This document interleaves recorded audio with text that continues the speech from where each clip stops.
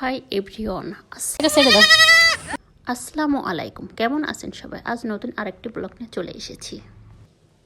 প্রকৃতির মাঝে হাঁটার প্রতিটা পদক্ষেপে আপনি পাবেন নতুন কিছু। তাবিয়া তার নানুর হাত ধরে মাঠ দেখতে যাচ্ছে, সাথে যাচ্ছে আনিশা ও মাইশা। রাস্তার পাশ দিয়ে বয়ে চলেছে খাল। এখন বর্ষাকাল, তাই খালে পানি থই থই করছে।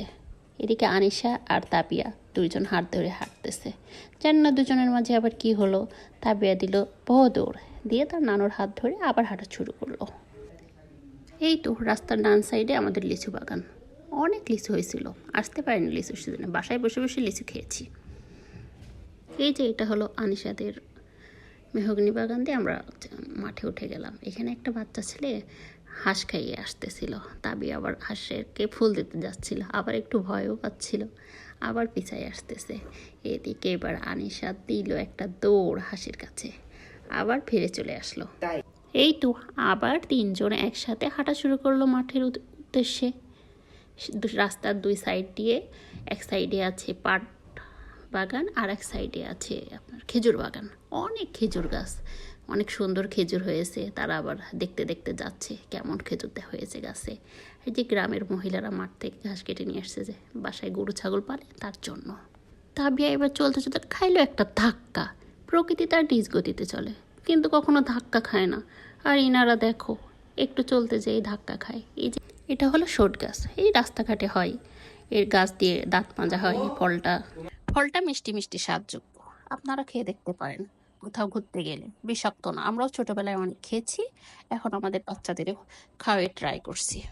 প্রকৃতির মাঝে হারিয়ে গেলে নিজেকে খুঁজে পাওয়া যায়, তাই তো আমি বাচ্চাদের নিয়ে এখন প্রকৃতির মাঝে হারিয়ে যাচ্ছি। কত মজা! প্রকৃতিকে ভালোবাসাই একমাত্র ভালোবাসা, যে কখনো আপনাকে বিমোহিত করবে না। নিজ হাতে গড়া মোড়, কাঁচা ঘর, খাসা।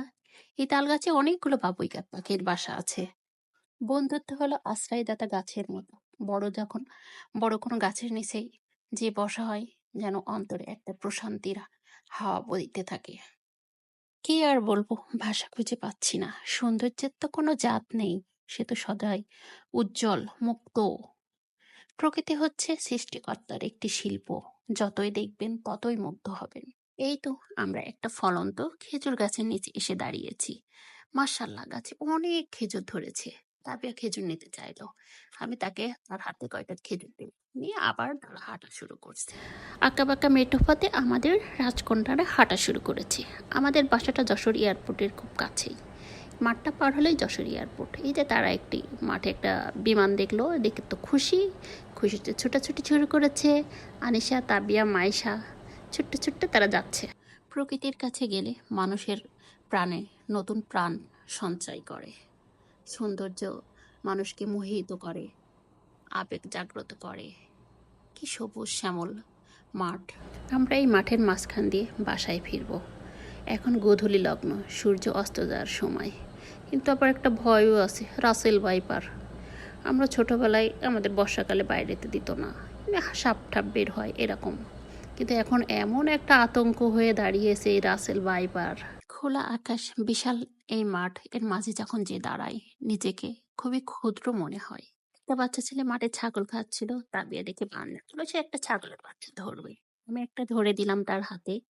আনিশা একটা নিল, তাবিয়াও ছেড়ে দিল, আনিশাও ছেড়ে দিল। এখন তো সবার বাসায় যাওয়ার পালা। মা বাচ্চা নিয়েও বাসায় যাচ্ছে, আমরাও সবাই বাসায় যাচ্ছি। এদিকে গ্রামের মাঠ, গ্রামের ছেলেরা মাঠে ফুটবল খেলতেছে। গ্রামীণ ঐতিহ্য তারা ধরে রেখেছে, কত না সুন্দর লাগছে গ্রামীণ এই প্রকৃতি।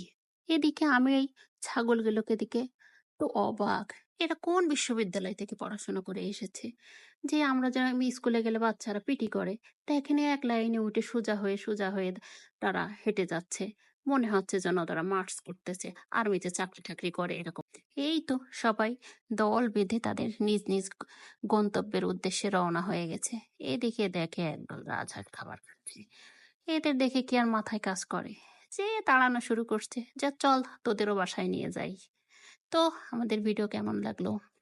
ভালো লাগলে অবশ্যই লাইক, কমেন্ট, শেয়ার করবেন। সুস্থ থাকবেন, ভালো থাকবেন, আমাদের জন্য দোয়া করবেন। এই তো, আল্লাহ হাফিজ।